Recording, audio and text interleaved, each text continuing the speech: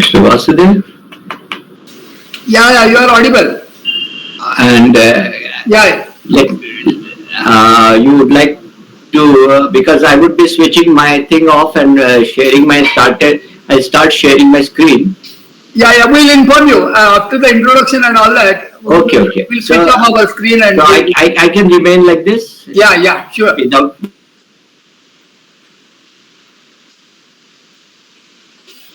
Welcome, Kaustubh. I'm happy you have come after a long gap. Namaste, Vasudevji. Namaste. Thank you.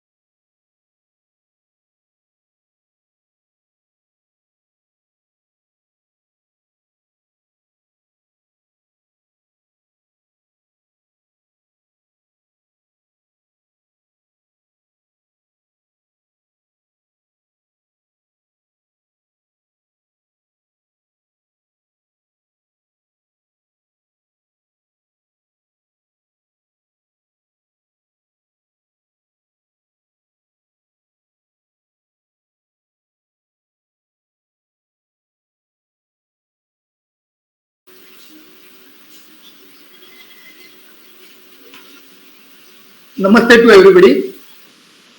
Sanjay, please start with a prayer.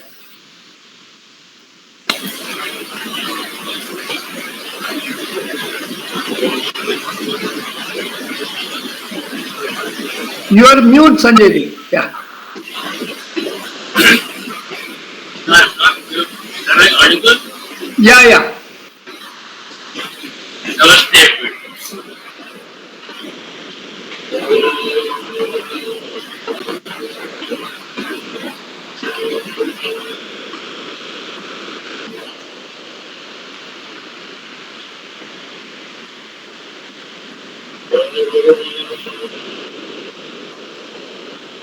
Sanjay, you are not audible. There is something wrong with my. Okay, no issue. Okay, no issue. Raghu has joined. Raghu will join. Raghu, please have a prayer.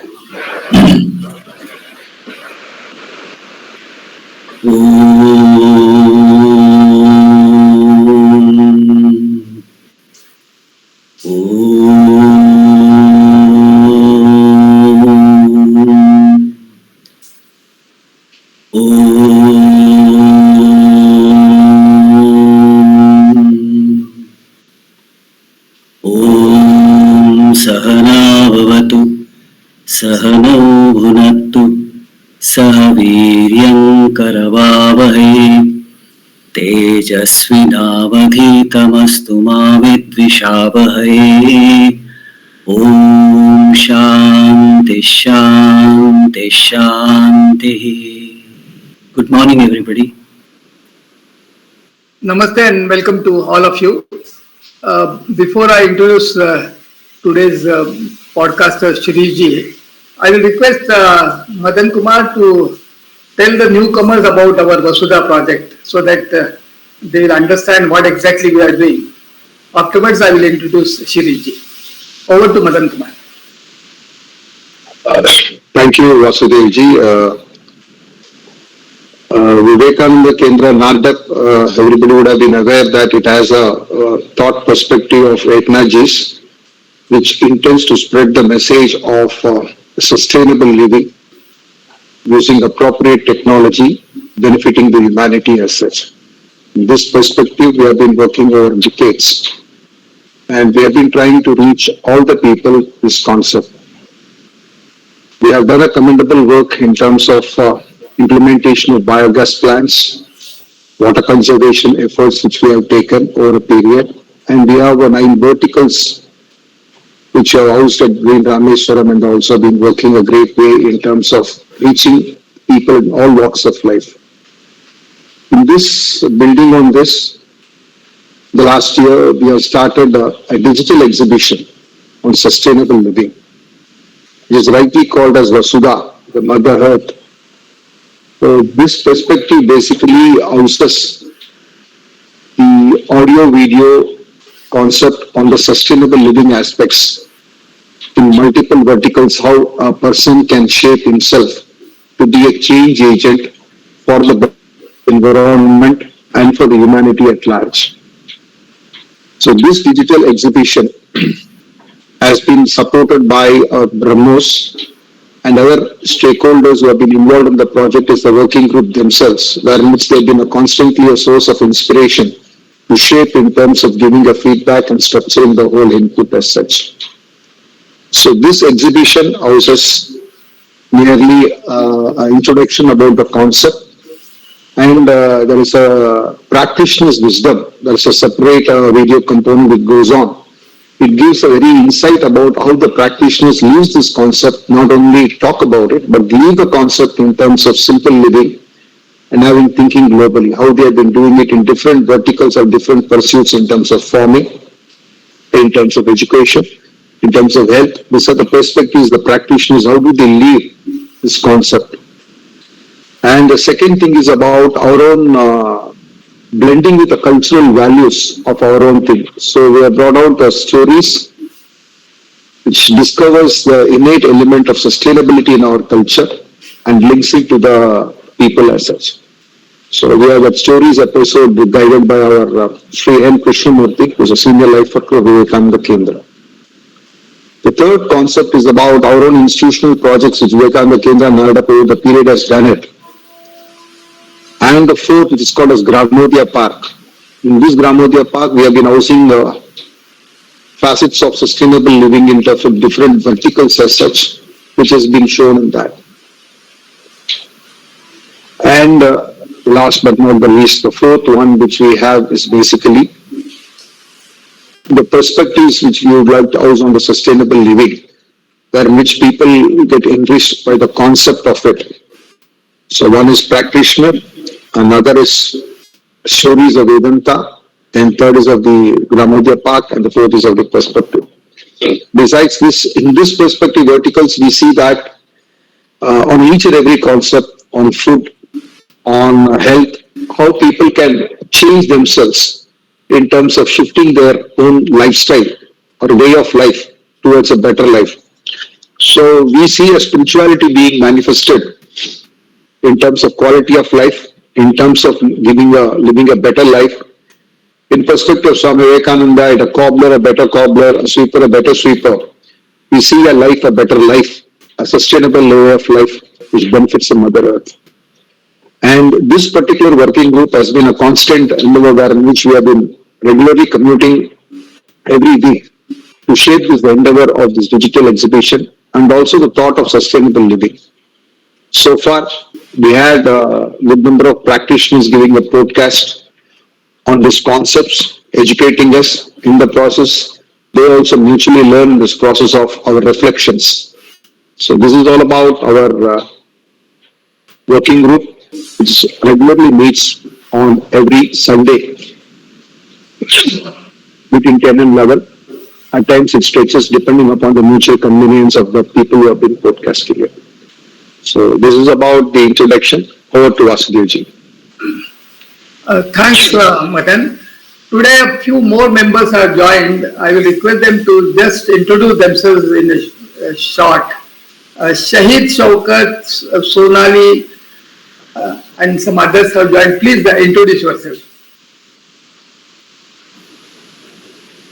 Yeah, good morning everyone.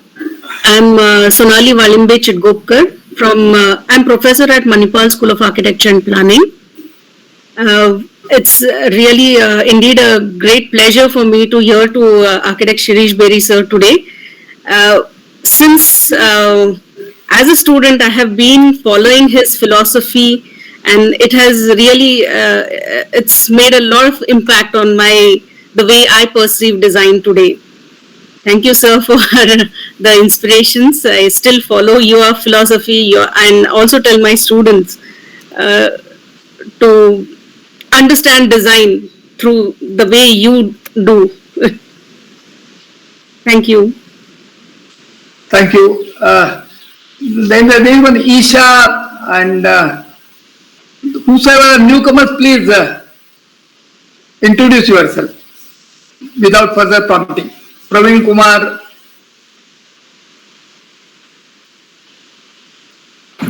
Hello, good morning, sir. So I'm an architect who's doing freelancing in Madurai. So I got this link through Dan Foundation and so I joined now. Very good.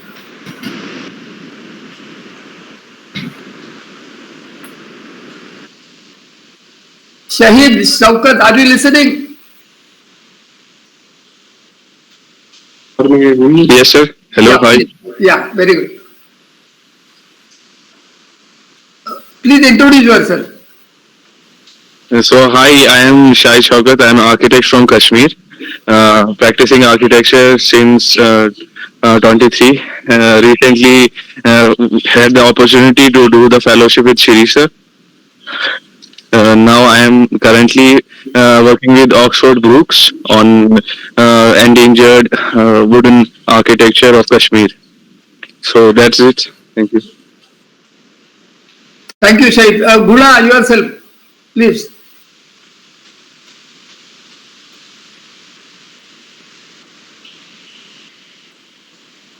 Gula, yeah.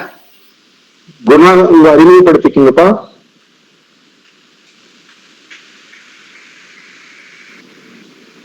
Good morning, sir. My name is Guna. I'm working from Dan Foundation, sir.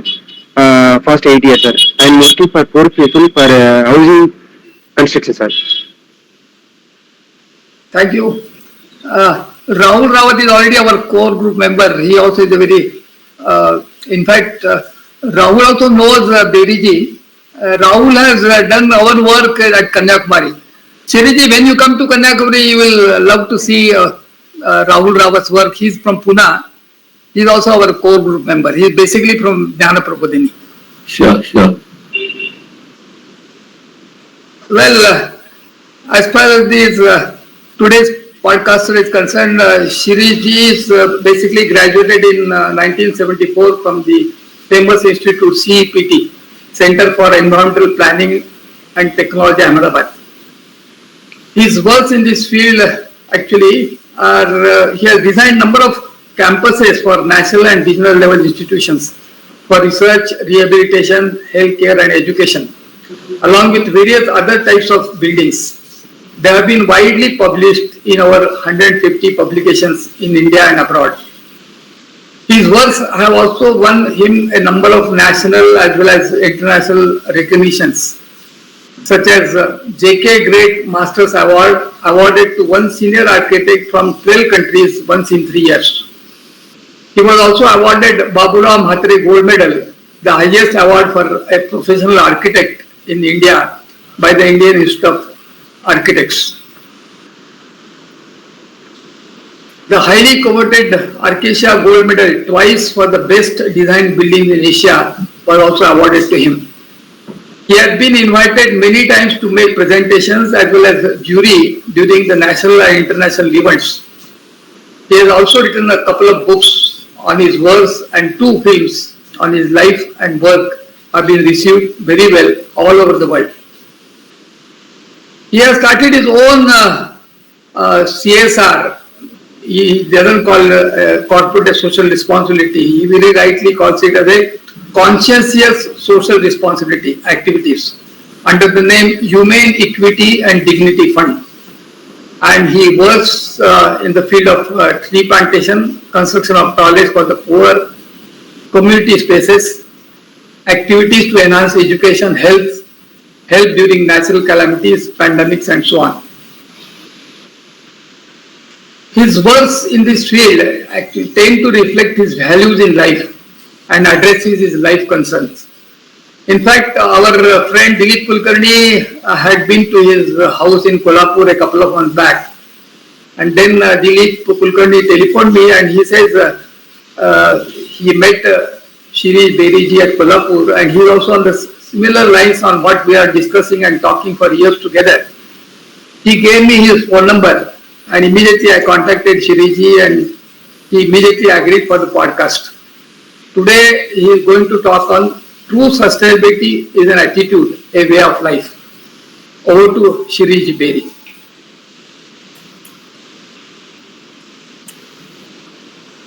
Namaste. Namaste, everybody.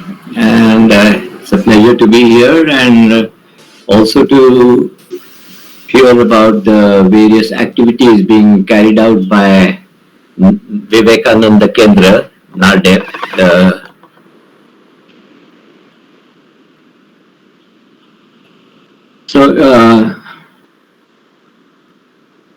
Today, I would be talking about some of my life and how sustainability plays an important role in it. To me, the basic standpoint that we take towards life and universe is what tends to decide what most of us, most of our thinking and actions in life. I would like to share the screen so I would not be seen. Where is it? Yeah? Enter screen. Window. Okay.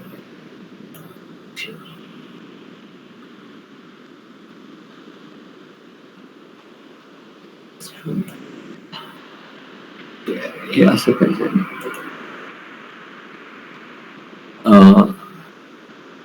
starting my screen. Why isn't it coming up?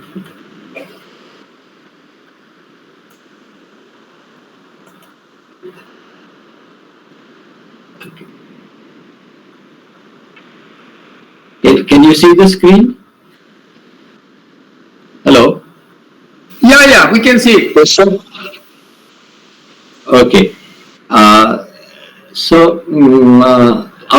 With our present attitude and standpoint in life, which is very anthropocentric, with man as the center, where we feel that everything on this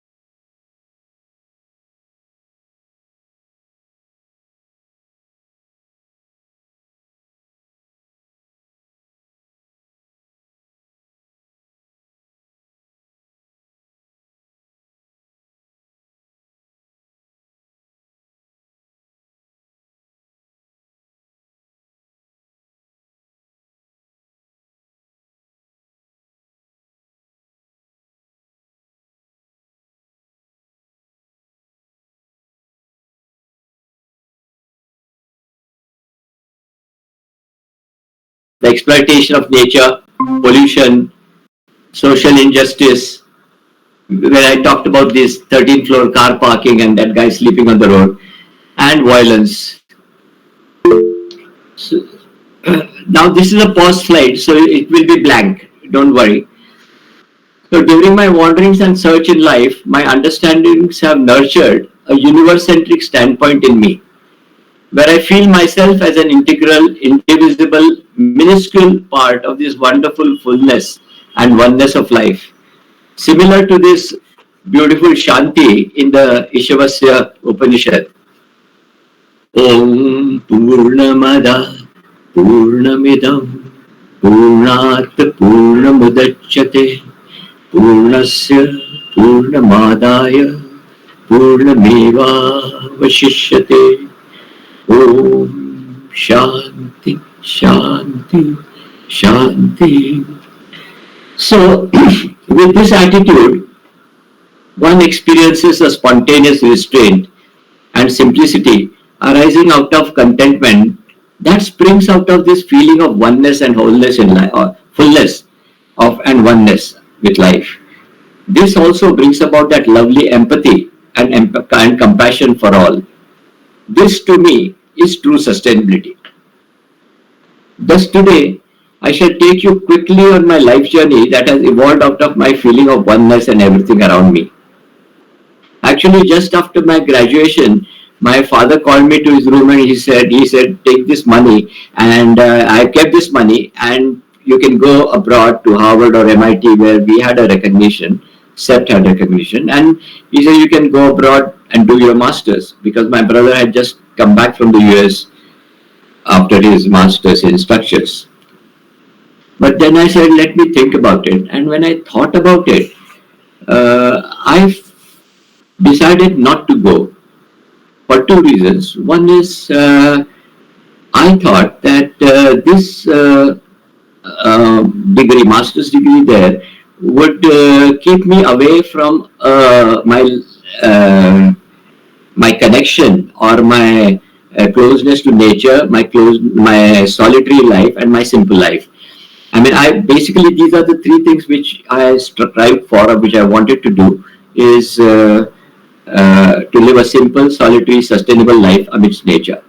And this would not be possible then. Second reason for saying no to my father was I felt that in architecture, after a certain stage, unlearning is more important rather than more formal academic training.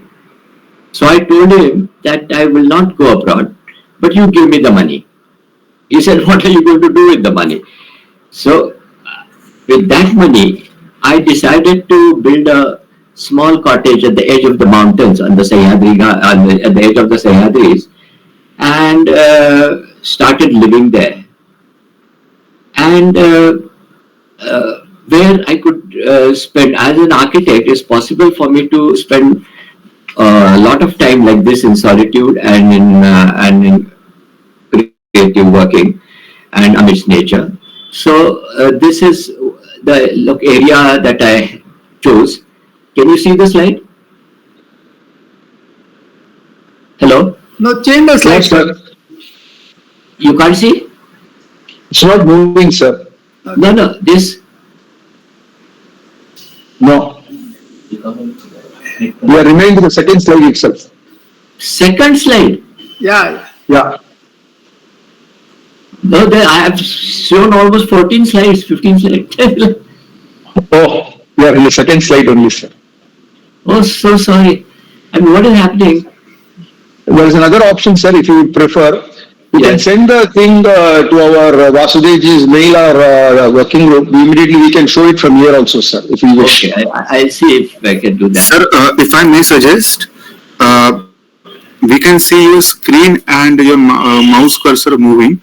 If you go to right now at the bottom section of the screen, just to the left of the zoom levels, there is a slideshow button. There's nothing here. No, Yeah, I can yeah. see the cursor right now. Yeah, just go down, little bit go down. Little bit down. No, wait a minute. Are you using two screens, sir? I know the slideshow thing. I had put on that thing. Can you see the slide now? Yes, yes. we can. Yeah. Now you can see?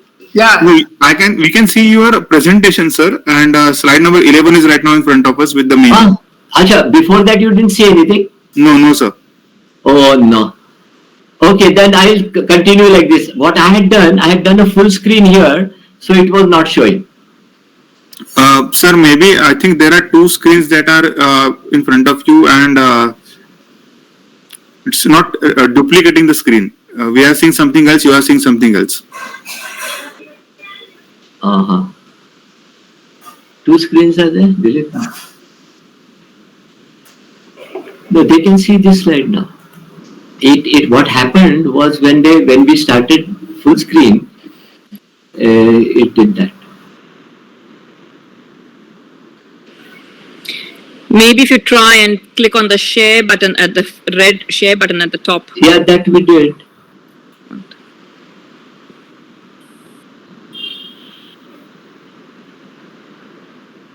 Can you see the slide? Do you see the small slides on the side or only one Yes, big yes. slide? We can see the small slides on the left. That should not happen. No? I wanted to show, Yes, yes. like, see if I do this here, I should see. Sir, on the Google Meet screen, there are menu on the bottom, right? There is menu on the bottom. The Yes. third button is for the sharing the screen. Yes, we did that only. Okay. The blue And one. then you can actually go to the presentation mode. We are on the share screen.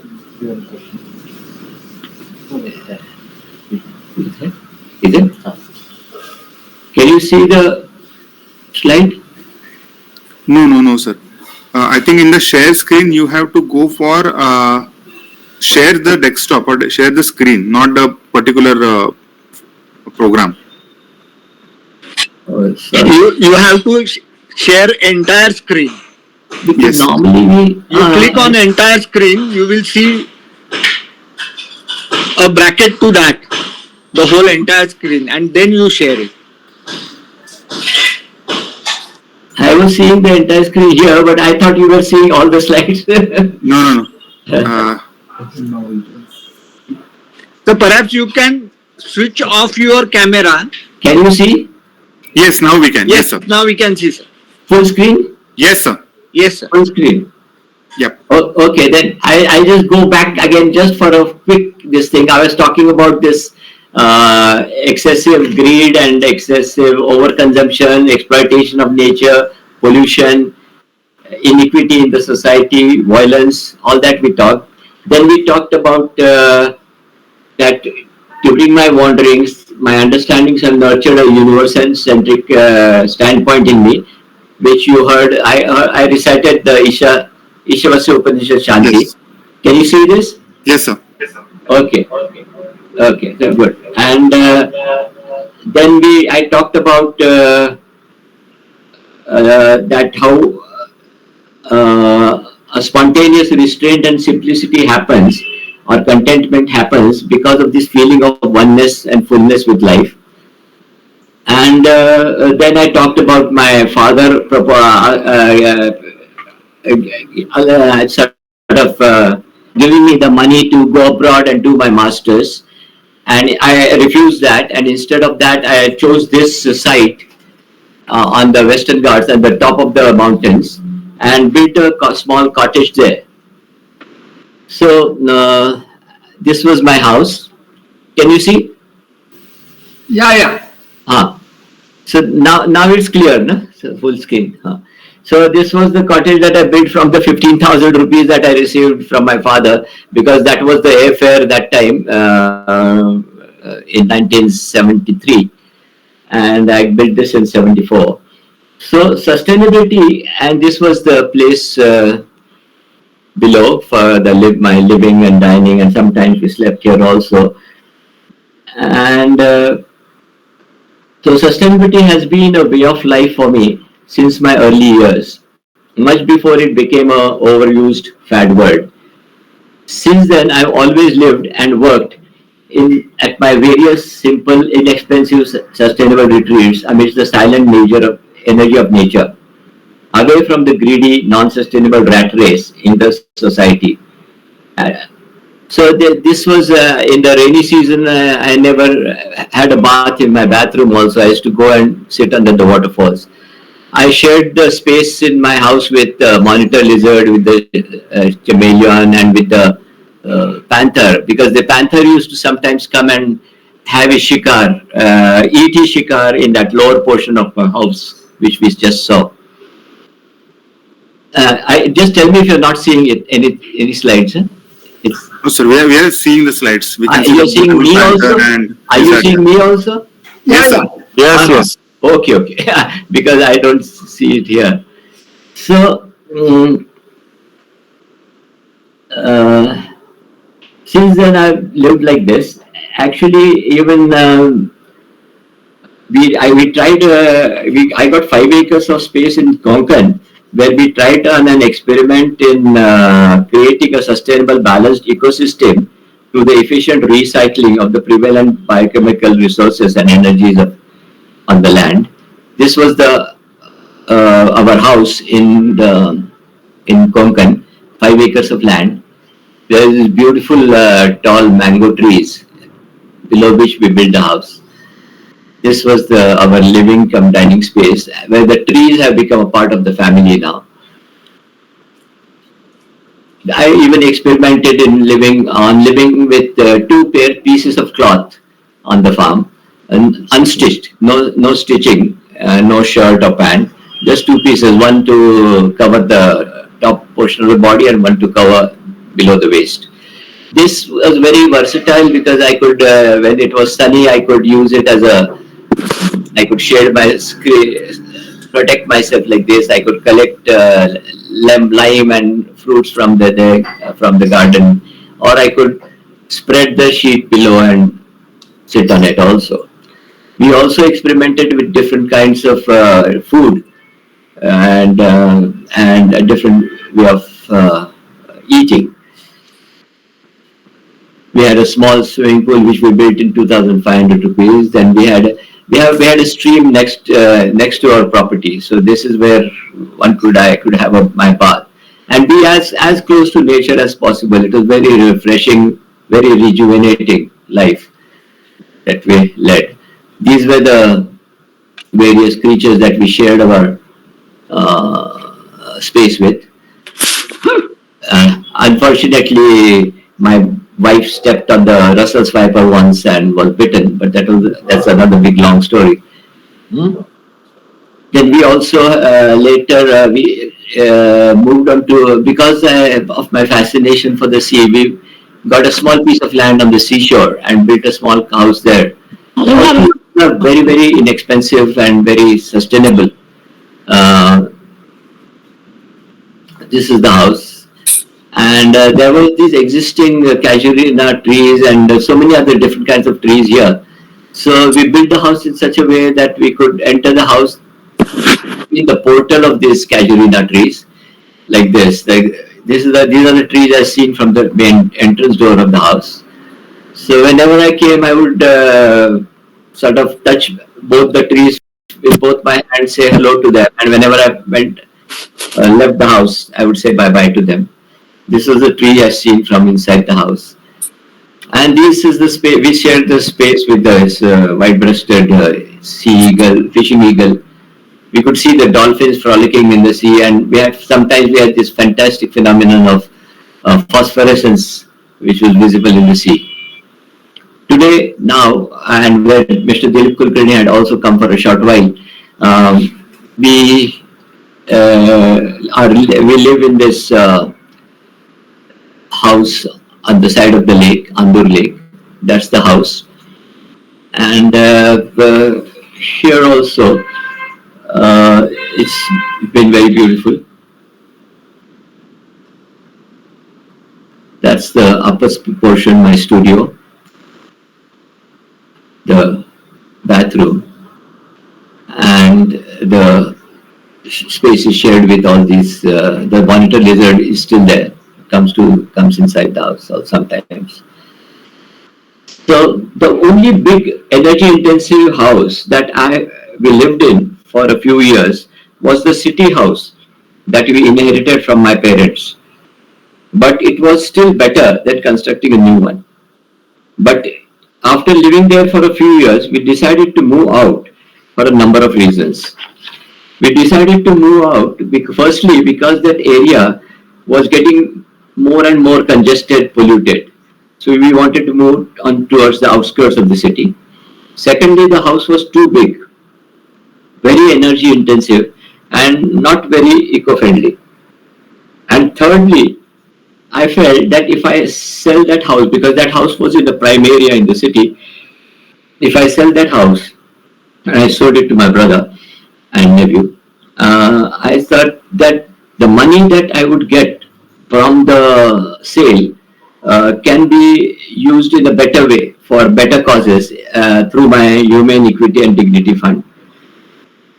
And with this, and thirdly, and another thing which we wanted to do, so instead of increasing the inequity in the society by constructing a huge expensive house, we constructed a much smaller, compact, eco-friendly house from recycled discarded materials on the outskirts of Kolhapur in 2014. If you see this house, this plot was almost a level difference of almost 12 to 15 feet, which we used to create a large rainwater harvesting tank here, and also a quarter for our domestic servant. So they stayed there with us. And not a single tile on this house is new, not a single tile which you see here on the pathway is new. All these are recycled, they're salvaged from the old houses that are being demolished. The water from this rooftop collects in this gutter and it goes down into the large rainwater harvesting tank. We have a different rainwater harvesting tank for drinking water, so which lasts us till this June. So we are still drinking last year's drinking water. All these old bricks, old Mangalore tiles, old windows which were used directly. Then tall steel pieces, waste tall steel pieces which we get on the sides were used to make the entire fencing and the gate. The pillar slab was done with discarded bamboos or with waste pieces of PVC pipes. Old wood was used, not a single new tree was cut for me, for our house. All the steel that we used for the house, for the structure and for the reinforcement here was obtained from the scrap market. And this was the house, the entrance to the house. This is the entrance to the house. This is a stone which is at the entrance of the house here, near the Ganesha, where my wife Mansi does the Rangoli every day to welcome the new day as well as to welcome the new guests. That's the bathroom. Here also, if you notice that this is the initial stages. Now the plants have grown very big and we have edible palm creepers coming in, betel leaf. So we can take every evening we plug them for our pan after dinner. You will notice that there are 8 different types of tiles which are used, because we would go to these tile walas and ask them what are the tiles which they don't want, which are damaged or which were broken, and we collected all those tiles and used them here in a special design. So our rapport with life and the inspiration that we derive from it becomes the source of all creativity, meaningful innovation, and all the choices that we make in life. So, giving you an example, like suppose we have, each one of us had 1 crore of rupees at our disposal, 1 million rupees at our disposal. Some people would put them in bank savings and mutual funds, some in pension schemes, insurance. Somebody may construct a large house with that 1 crore rupees. Nowadays, with 1 crore rupees, you may not get a very large house. You can get, some people may go in for a fancy car, exotic vacations. Some people would like to gamble them away in casinos, or in sort of trying to get more money through gambling. There are some people who have used that money to buy so much gold. I don't know what they do. It appears so vulgar, but they've covered themselves totally with gold, and in the name of God. Again, Ganesh is there. And or some people would use like these. This is the time where 2,000 rupee notes were prevalent. So a garland of 1 crore rupees with 2,000 rupee notes currency notes was made for this politician. But we thought differently. I thought differently. I thought that I should use that money, that 10 million, that 1 crore rupees fund for the needy people or for the needy environment, or for poor people who don't have money for education, health, and also for research. So this is a very interesting slide that I saw, how to bring about empathy in life. We just have to cut on this dotted line and rotate it 180 degrees. So when me becomes we, the empathy happens with it, because then we start looking at everything as an extension of our own self. So through this fund, we planted thousands of trees, which have grown big. This photograph is almost 4 years old. Now these trees are much bigger.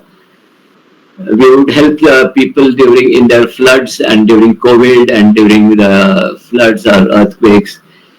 Simple gestures like giving a glass tile for this roof brings in so much light inside the same room. Riot victims, then even for blankets for the poor.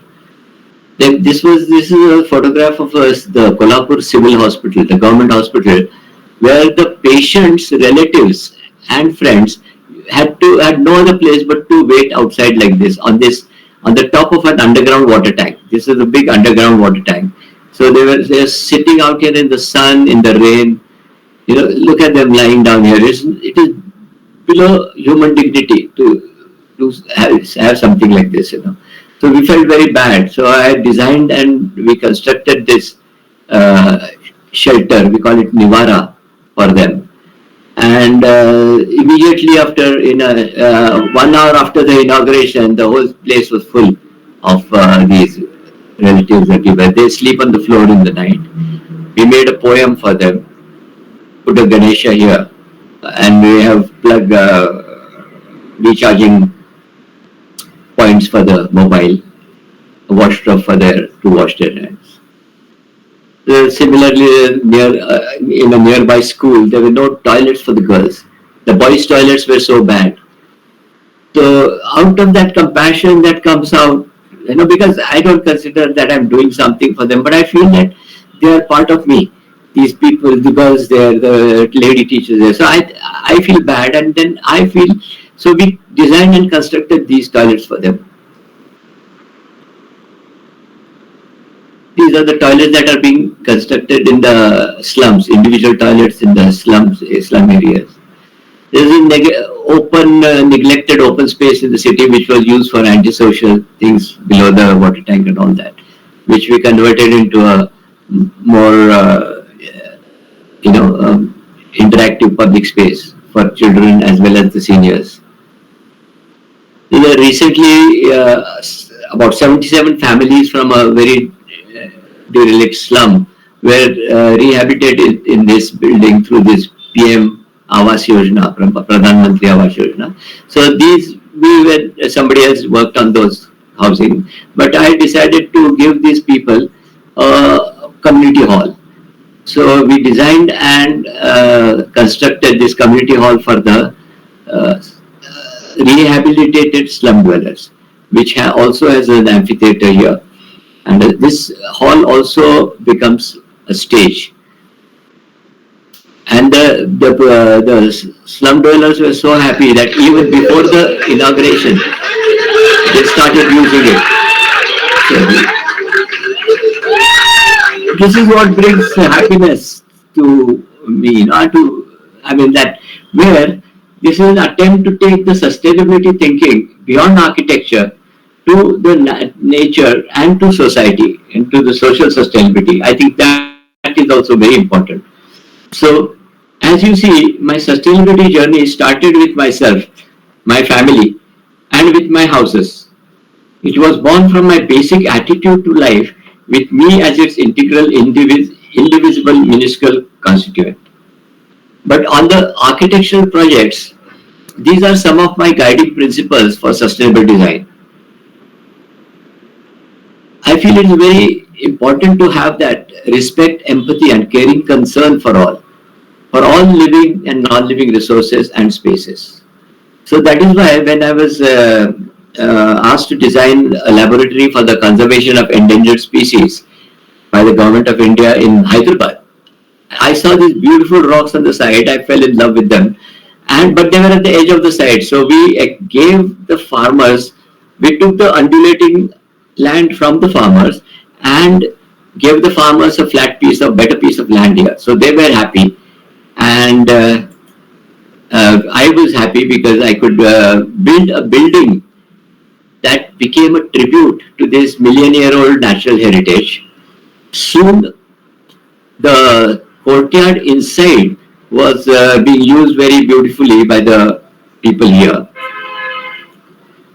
In this case, it was a residential school campus that had to be designed, and there were many trees on the side. But there was a tree, a ficus tree, a banyan tree, a small banyan tree, which I liked very much, and I made that the focal point of my learning and living cluster, where these primary school kids have their classrooms and hostels.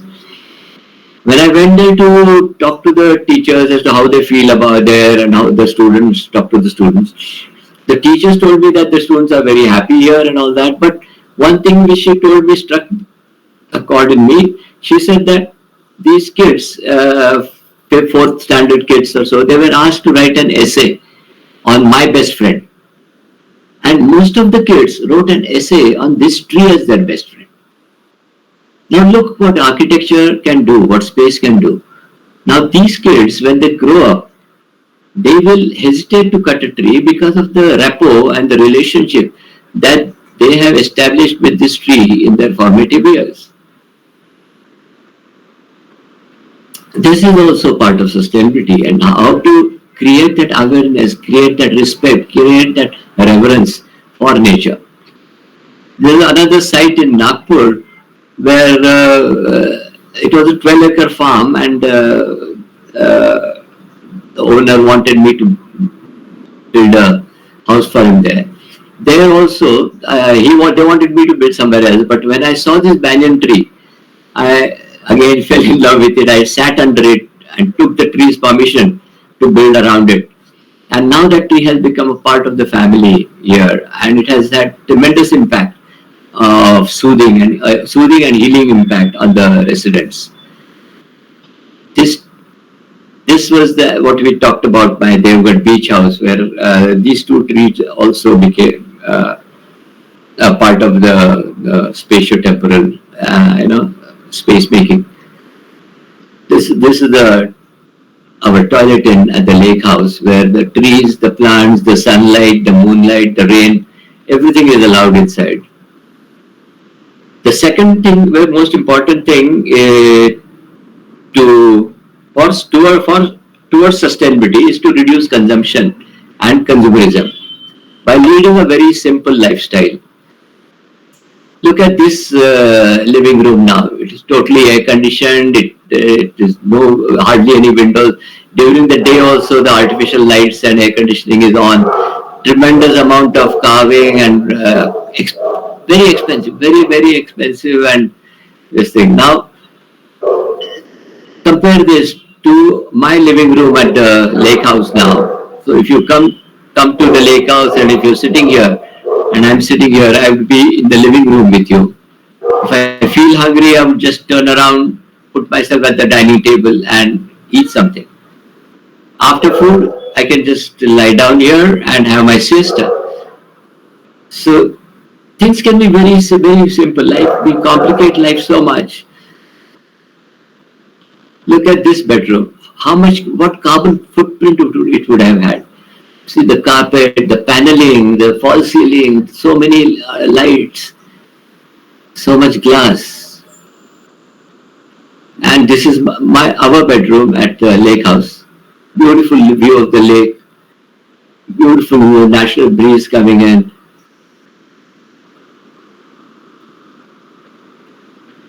These things, these small, simple decisions in our daily lives are very important in taking us closer to true sustainability.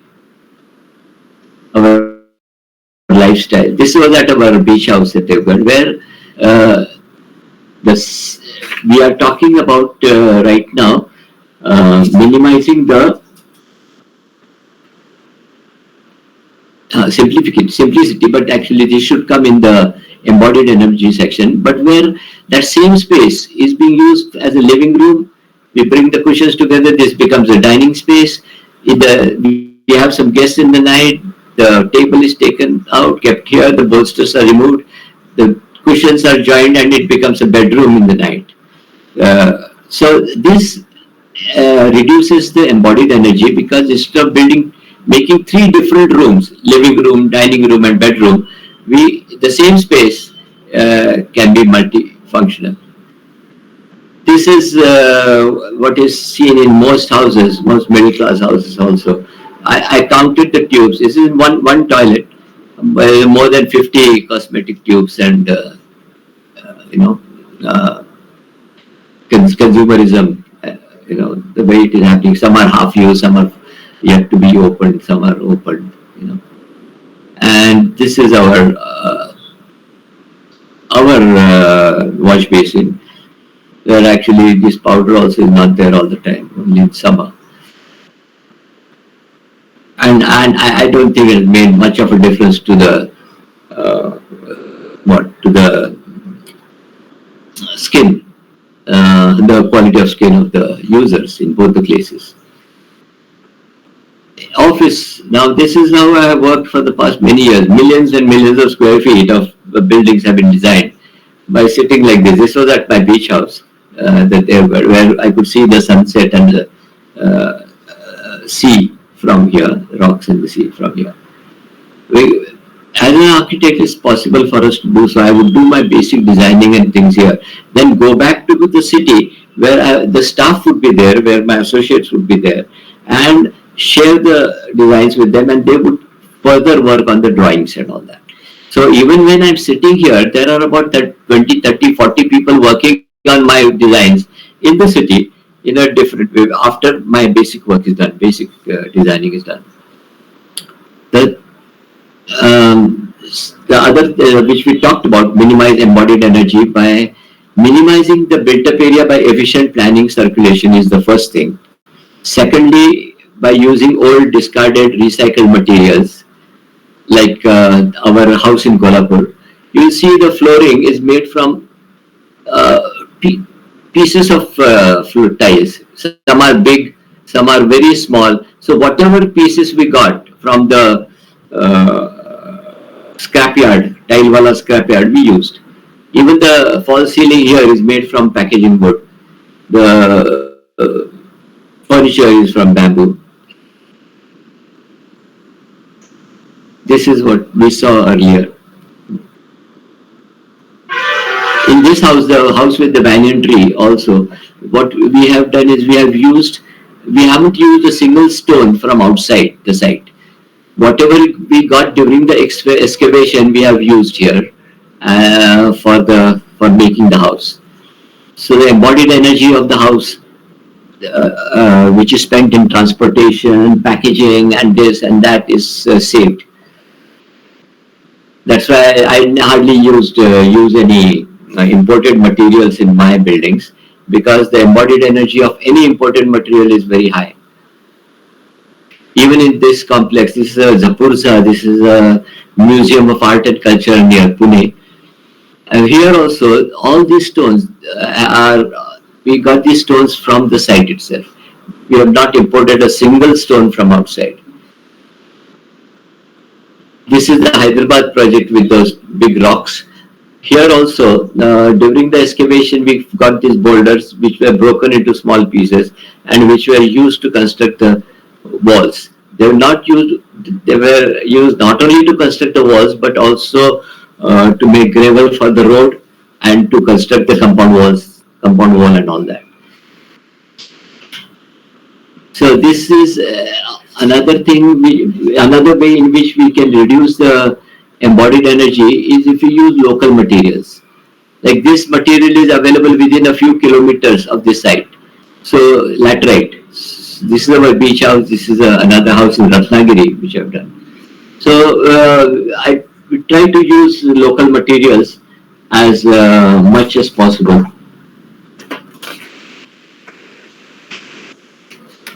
And this is, I'm sorry for this repetition of this slide, but here again the embodied energy is saved by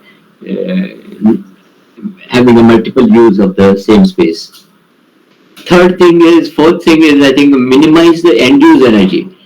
How can we minimize the end use energy? We can do that by designing for good natural light and ventilation. Then by resorting to passive cooling and heating with plantations, water bodies, etc. Then end use energy can be minimized if we avoid use of too many light fittings and gadgets like air conditioners and this and that. We can definitely minimize that end use energy. Then another thing is, if we can increase our tolerance and adjustment level, then also it can help. Like say this is a hospital which is almost 500,000, 5 lakh square feet, more than 5 lakh square feet in area. But if you see this big space, not a single artificial light is on. Not a single light is on. The entire area is lit by natural light and natural ventilation. There's no air conditioning here also. This is another hospital in Kolhapur where the atrium lobby doesn't have any air conditioning, no artificial light during the day, but good natural light. Sorry.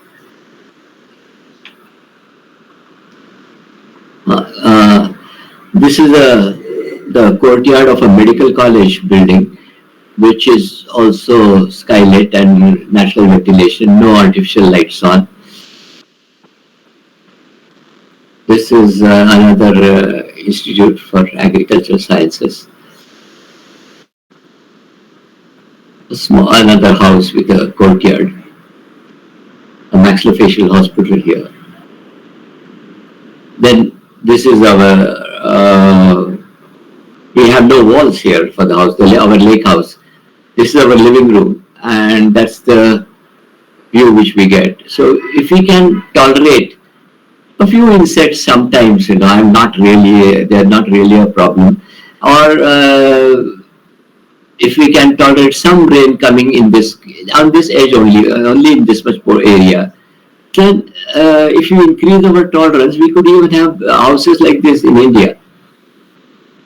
I mean, but I don't have anything to be stolen, so burglars are not an issue here.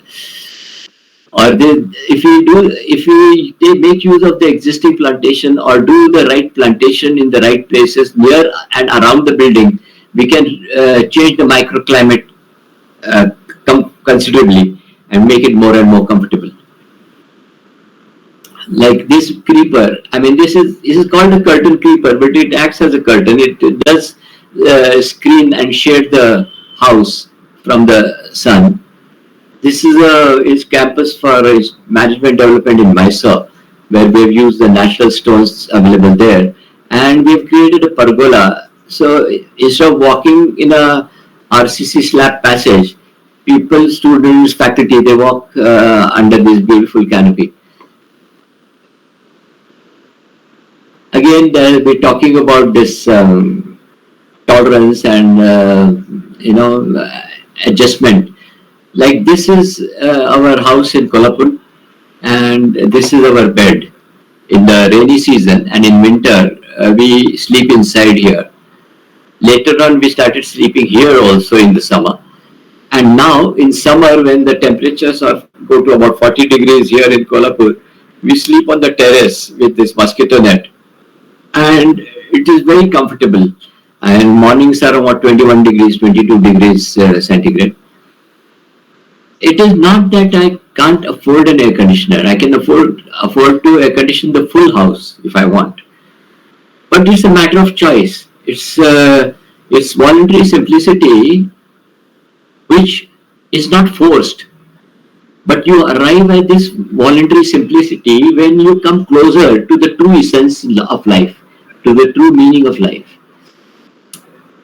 So increasing the use of renewable energy like solar heating, solar electricity generation, solar cooking, rainwater harvesting, wind energy wherever possible, sewage treatment plants to create soil manure and recycle water. This is something which we tend to do on most of our projects. This is at the house in Kolhapur. This is the large rainwater harvesting tank. This is the drinking water harvesting tank with its own filter. And this is a solar panel. Now we have bigger solar panels for 2 kilowatts and solar heating. We have solar cookers also. Solar cooker, then garbage composting. I mean green composting. If the house becomes a garden also, and that thereby it keeps the house cool, as well as it gives us food because of the bean creeper that grows here. So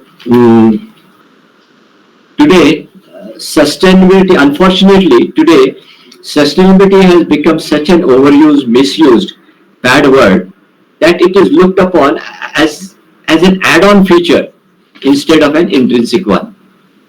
Creating a huge 2,000 square meter luxury, that is 20,000 square feet luxury mansion for 5 persons and calling it sustainable by adding some of the prescribed sustainable features is a cruel joke. I somehow feel guilty in designing such lavish, extravagant, non-sustainable buildings, which is why I have refused to design many such clients who wanted me to design these big houses. Designing a large energy guzzling resort or office and getting sustainability rating points by reducing the air conditioning load by 10% to get some gold or platinum rating certificate has become a trend, rather a gimmick. Till today, I have not applied for any green building sustainability rating for any of my buildings. Similarly, organizing a symposium on sustainability, I have experienced this. Similarly, organizing a symposium on sustainability in an extremely non-sustainable, overconsumptive 5-star hotel or resort with speakers and delegates flying in from far-off places also appears so ironical and contradictory to the purpose. Many times, architecture is looked upon as a standalone, isolated phenomena, when in reality it is a part and parcel of our daily life, our aspirations, life values, and our spatio-temporal bearings. It decides the quality of our living working space. Space, which is one of the Panchamahabhutas, or the building blocks of life. Thus, it has to function in collaboration with so many other disciplines and professionals, directly or indirectly. This is a Finnish architect, Juhani Palasma, a very sensitive architect. He puts it very beautifully. He says, the ultimate meaning of any building is beyond architecture. Significant architecture has to be life-enhancing. So I would ask all architects, especially the younger generation of architects, to connect their designs to life, address their life concerns through their architecture. I try to address my life concerns of today's man moving away from nature and his fellow humans and his own self through my work. Thus, in all my works, I attempt to bring him closer to nature, to other people, by creative, conducive, open, interactive spaces, and to himself, through spaces that create a pause and silence amidst today's commotion and noise. Secondly, I think they should pause and introspect daily to connect to their life's true values and understandings. They will then realize the full meaning of what architect Samuel Mockbee says. As architects, our goodness is more important than our greatness, and our compassion more eventful than our passion. Thirdly, I would urge them not to confuse a good life with the number of goods they possess. Both are very different. I had read a very beautiful book called The Waste Makers by Vance Packard in my 20s, in which he dedicates that book to his parents. He says, I dedicate this book to my parents who did not confuse a good life with the number of goods they had. True sustainable design happens as a result of a unified, holistic and compassionate attitude to life. Attitudes of simplicity, empathy and caring concern for Mother Earth and for the present and future of all species, living and non-living. So when we experience ourselves as this fascinating universal energy, we drown in its intrinsic goodness, and then sound becomes music, colors become a painting, words become a painting, words become poetry, movement becomes dance, the formless becomes a form, mind becomes meditation, and life becomes a celebration. Thanks very much. Thank you very much. Dilip? Thank you, Shiriji, for a very nice and educative podcast. Over to Madan. Now you can ask others for questions if they have any. Thank you, sir. Can you please put on your video as well as the mic so I can see you? Yeah. Am I visible, sir? No. Is that now okay? Yes. Yeah. I am Madan Kumar, being in the Kendra for a decade and now working for DAN Foundation as such. Okay. And in fact, we as people who have been working using the Larry Baker's technology using the Prime Minister Awas Yojana, where in which we construct houses at 954 rupees per square feet and 1000 rupees per square feet, enabling the poor to house themselves in addressing the shelter insecurity needs. But it has been an eye-opener that agent itself, a catalytic agent, showing the ways in which a single room can be converted into multiple uses.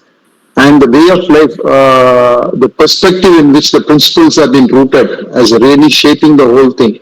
Yes. In fact, I also have been seeing many architects during our interactions, but somehow or other they have been borrowed or influenced by the regular things which the market demands. Yes. But here is a man, we could see the things in a different light and a different perspective, where you ask for a coping up or adjustment perspective. That is something really great. And where if once the mindset is towards that, and really, as you rightly put it, the beliefs that matters the whole architecture things, sir. Yes. So we have been doing our work for the poor communities and have been constructing houses. One is through access to finance, second is materials and supplies at cheaper rates for them with the sourcing from the best of the corporates at very lesser rates and also from the scrap parts of it. And third thing is of constructing and demonstrating them as such. So that has been our endeavor. Vivekananda Kendra Nardap, as you've been knowing it, also has done the similar way in which we have housed our Kalvilai Resource Center. In that perspective, housing all the sustainable technologies which are possible. But as you rightly put it, seeing the local areas and using that, in fact, still it echoes us that tree which is there, how it has become a best friend, which you have put it, has been a very interesting thing, sir. Yes. So in fact, a lot of my colleagues who have been in this working group would love to ask questions and get your insights, sir. Over to my group members for their reflections and seeking the reflections from our speaker. Thank you. Over to the friends, as you rightly said that people who would like to ask questions can put their video on and raise questions so that the speaker feels respected. Thank you.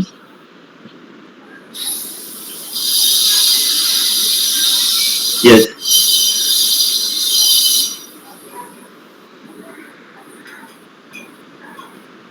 Unmute your mic and start your video, please. Mr. Jagdish. Video I tried, but it is not allowing me to put the. I tried it a couple of times. It said close other apps that might be using your camera, but no, I'm not using for any other apps. Okay, no, that's fine. Yeah, okay. I will just go ahead like this. Berry sir, I'm completely spellbound by your talk today. I am a mechanical engineer with 40 years of experience, and my core competency is in central air conditioning, ventilation, refrigeration. But unfortunately, whatever my prime years, I worked in 80s and 90s, this concept of sustainability was not so common in those days. And we happened to, whatever should not be done, the way you were talking about the hotels and the public spaces and all that, we were doing that. And we were designing the air conditioning systems for quite a lot of energy use, etc. So now I feel that even if I get some chance to get associated with people, elite people like you, at least, I will have some consolation that I'm doing some justice to whatever bit, the education I have got. One thing which I wanted to ask you are, using one space for multiple use, I have read somewhere that by moving walls, by sliding walls, they are also achieving, this concept, this use of one space for multiple use. Have you used that kind of concept in your design? My own house here, the walls are not moving, but I have sliding folding doors. So, like from the dining to our guest bedroom, where my mother-in-law used to stay. Yes. And she used to be alone. I mean, she was old and she was kind of bedridden. Yes. So, whenever we opened out the full door, she didn't feel that she was in a isolation. Correct. He became part of the house, part of the family. And whenever she wanted privacy, the doors could be closed. Yeah. So it is possible that way. Yes, and many Japanese houses have that. Have that concept. Yes. Another one concept. I don't know whether it is really sustainable in a way, but that is now common in some of these advanced Middle East countries. Is the every floor rotates. You can rotate it in any angle. Why? Individually. Why do you want to rotate? To get one is to get a different view. Outside view. That is one thing. Second thing is, by changing the directions of certain, you can reduce the air conditioning load. That is another this thing, and maybe some maybe it's a bit of a fancy also. That okay, you are staying in a rotating. But I just wanted to just mention it. Whether we'll have to see whether it really can fit into the sustainable kind of. I don't think it is very. I agree with you. Sustainable. Yes. And it requires too much energy and too much Yes, and even services. And if you want a different view, you can go out on the terrace or go out and on the upper level and see it also. Now man wants everything ready-made. Yes, lazy kind of attitude. Yes. So my only request is if I can get some opportunity to interact with you in near future. Yes. I will be obliged and I will consider myself very lucky. Where do you stay, Mr. Jagdish? I stay in Thane, Mumbai, sir. Thane. Okay. Yes, sir. Actually, I had come to Thane also for a couple of talks. Okay. One for the Indian Institute of Architects in that auditorium or something like that.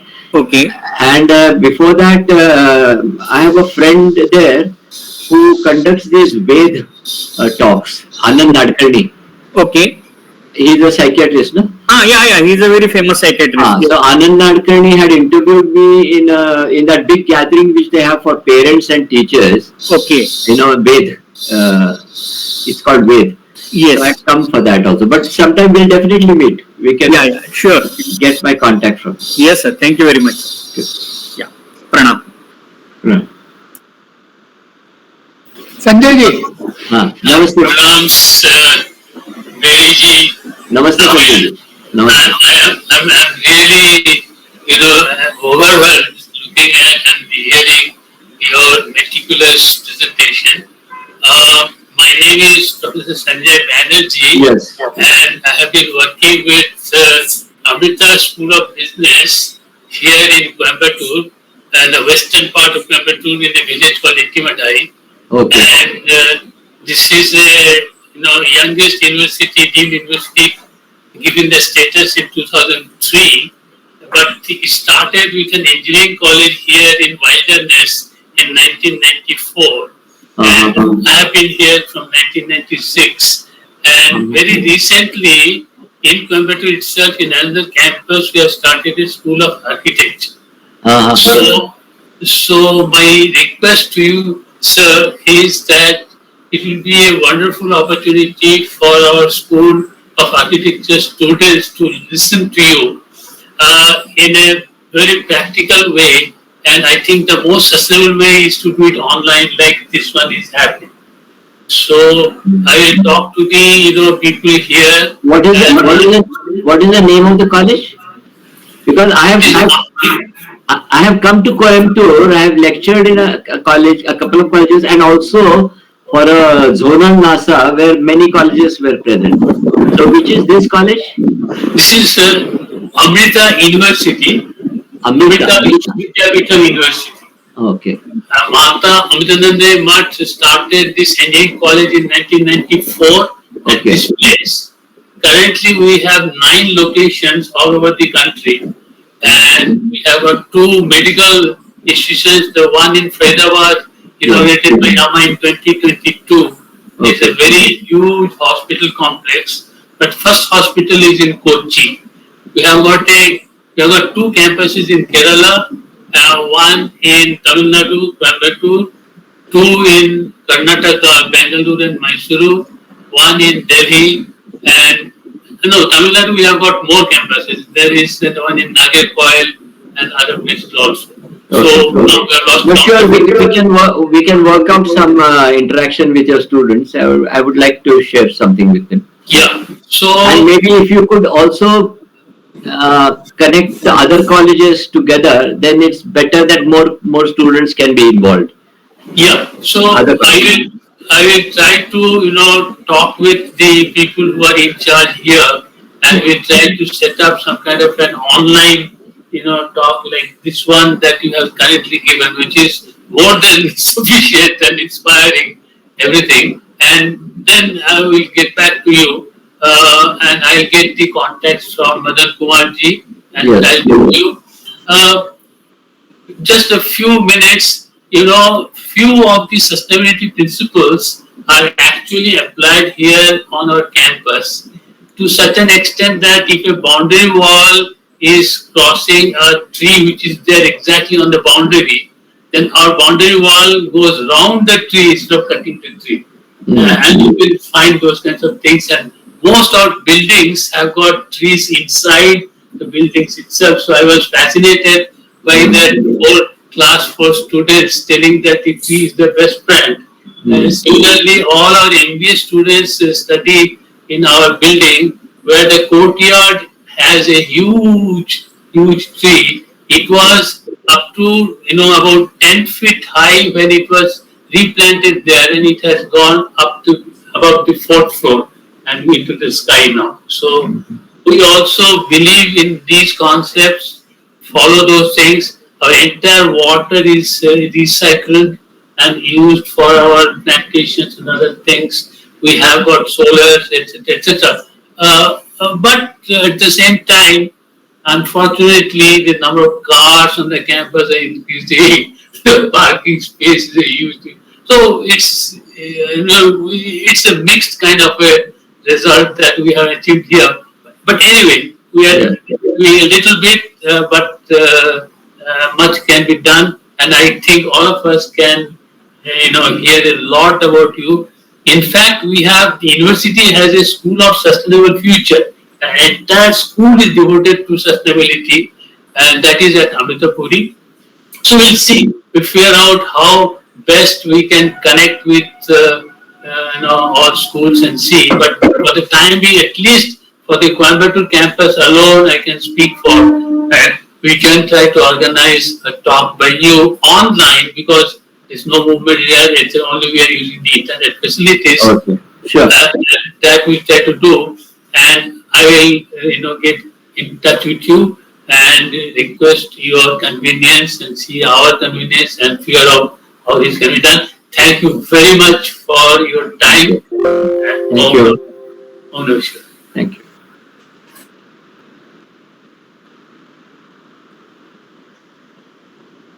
Raghu, yeah, please. Namaste, Shishji. Namaste. switched on the monitor, but it's not working. It was wonderful. It was down to earth, practical, and possible sustainable living, Yes. which you taught from your experience. And perhaps that's why you'll be able to inspire more and more people, since people think that sustainable living means, giving up everything. Mhm. Your way of explaining and your way of living is something to do with our Sant Jnaneshwarji. Mhm. You said about inverting the M from me to W. Yes. I mean, in fact, that is one of the most important spiritual tenets which we can have from our grand culture. Yes. See, what he says, in fact, these four children, as you know, the siblings of Yes. Jnaneshwar, Yes. they were persecuted by the society. Yes, I know. Instead of returning it in kind, they converted, or they metamorphosed those emotions into compassion and love. Yes, yes, very true. How did it happen? It happened because they changed they inverted that me from that small me to we. Yes. And his whole concept was so much. And in fact, we were very much impressed by your presentation. And we too are, in a way, trying to live in a silent life. In fact, now that I'm 75, I don't have anything to prove. My age. My age. No, manage is that, but nothing to prove, but just to live. And when we live sustainable life, you feel that you have everything without doing much, because you are spending less energy on your needs, and probably lesser energy on your thinking, because nature helps you to become silent. Yes. So that silence works upon your life, and Yes. we definitely were impressed. And thank you so much for your wonderful talk. And Thank you. we do hope that we'll be able to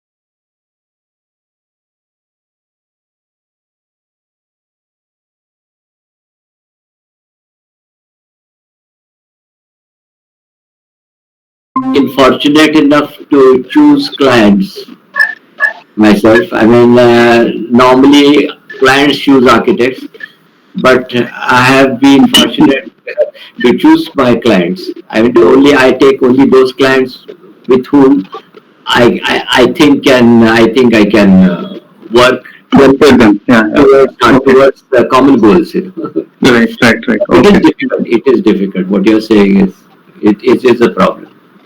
okay. Even with the present clients that I have, also sometimes there are this thing, but then we try to resolve. Come to them. Yeah, okay, okay. Thank you. Sonali, Yes, sir. Yeah, thank you, sir, for your truly inspiring presentation. For me, I strongly believe that when we want to have a sustainable attitude, that means, and that is developed when we are connected to nature. And more, today's generation is getting disconnected from nature, where it's difficult for for us to make them understand what sustainability is, what is the meaning of having a sustainable attitude, what does all this mean. So with this belief, right now I'm working on my research, which focuses on understanding the role of school built environments for fostering nature connectedness in children, where I think that because today's children are going to be our future citizens, and probably with these future citizens we can have a sustainable living. So, Actually, for your thesis, you should for this research you should read a book called Last Child in the Woods, yes, where he talks about NDD, Nature Deficit Disorder. nature deficit So disorder. that Yes. may be useful for you. Yes, I have read that, and like lot of concepts I have gathered, and probably I can come up with recommendations. So for the schools to connect children to nature, because in urban areas we find that the schools have nothing. It's just a building. So how are we going to develop this sustainable attitude in children? And as earlier Mr. Veliappan was saying, that it's difficult to make people understand this. So without that attitude, it's really difficult. So developing that attitude from the root itself becomes very important for a sustainable future for the nation, country, or the nation in overall. Yes. Yeah. Actually, even in urban school, there can be ways of bringing kids closer to their understanding of nature, Yes. bringing them more aware of nature, making them more aware of nature. It is Yes. possible. Even through small nooks and corners in the building, or through the sky that is experienced from inside, Yeah. or through the windowsills. Windowsills could have plants also and things like that. Yes. So Yes. nature So is not only plants. Nature is so many things. yes. So even in that school, you could even take them out for treks or hikes or gatherings in the open. The children could be taken out sometimes, or even within the school classroom, you could show them films by Richard Attenborough which talk about the interconnectedness of life and of this nature, things like that. So you can bring this about in many different ways. Of course, there are limitations. It's like it can't be a Shantiniketan immediately, because you don't have that much land. Because it was a very interesting journey. Like I'm almost at the verge of finishing my research. Where did you study? I'm doing at Manipal School of Architecture and No, Planning. but where did you do your architecture? So I'm a student of architect Maya Vaidya, MIT Aurangabad. Actually, you are from Ireland. Yes. Yeah. So it's very interesting to know what our children say. Mm-hmm. Yes. And and giving them what they want is, I feel, what as an architect we are supposed to do. Yes, That's going to be more meaningful. yes. And your projects have really been an inspiration throughout my journey of architecture. Were you in Aurangabad where they had an exhibition of my works there? No, sir, no. You know. I am from the batch 94 to 99. This was in beginning of 2000. So I had shifted to Hyderabad that time. Okay. Anybody else? Thank you, sir. Yeah. I am Madan back online, sir. This is a request from my end. We are working with the poor communities. Basically, we intend to construct houses for them through the government collaboration in terms of entitlements being received by them within the same cost limits. But government has its own norms of having a plan which has been given and structure to be done. That is one operational constraint. Second, we also have people who have land but they are not entitled to. And building their capacities for understanding this perspective, probably your inputs could go a long way, sir. Can you give us some tips on this as to how to make it possible to convince them or build the capacities to understand it and see the possibility of doing it at a lesser cost? These are the three things, sir.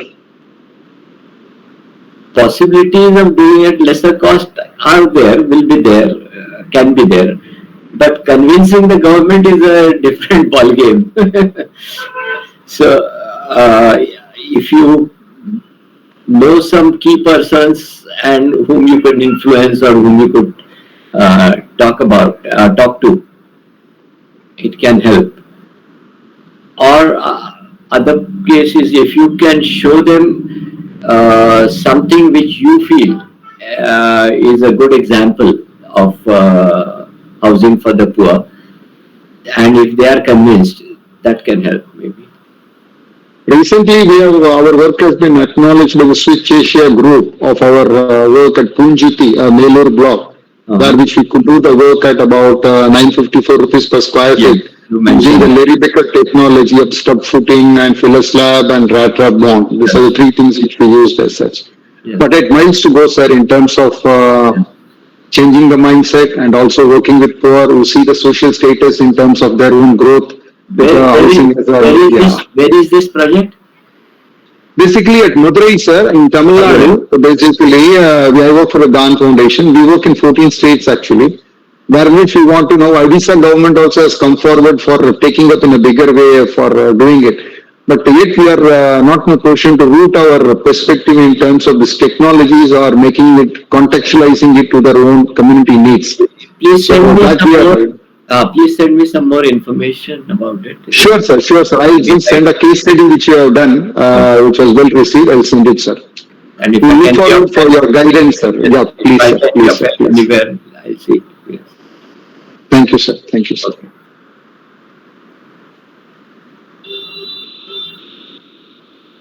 Anybody else is there? Otherwise, we'll close.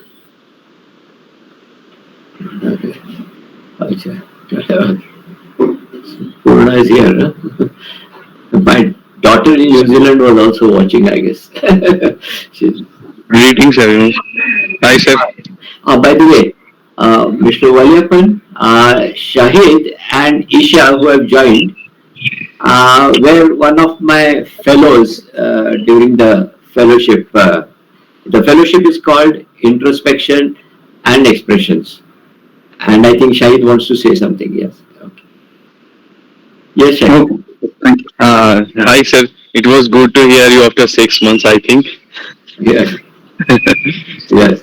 And thank you so much for the Introspection and Expression Fellowship. It has changed our lives. I don't want to brag about it, but a bit I have changed. Thank you so much, sir. Welcome. Thank you. Vasudevji, you can end with the prayer. Yeah. Thanks, Shiriji. We'll be in touch with you. We'll trouble you more and more. You are welcome to Kanyakumari with your better half.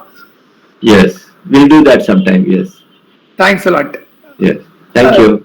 Raghu, you can have a prayer. Sanjay's mic was having a problem. It was slightly, voice was not coming properly. Yes. So Raghu can conclude with a prayer. सर्वे भवन्तु सुखिनः सर्वे सन्तु निरामयाः सर्वे भद्राणि पश्यन्तु मा कश्चित् दुःखभाग् भवेत् ॐ शान्ति शान्ति शान्तिः. Have a great day. Thank you. Shall I? Thank you, sir. Thank Can you. I? Yes, sir. Yeah. So you can continue with your meeting. Yes. No, now we'll not, because we don't want to lose our flavor of your wonderful talk. So we'll stop here itself. We'll have next time we'll have our review of the earlier meeting. Thank you. Uma, sorry, I think you won't mind. Afterwards, we'll have a review.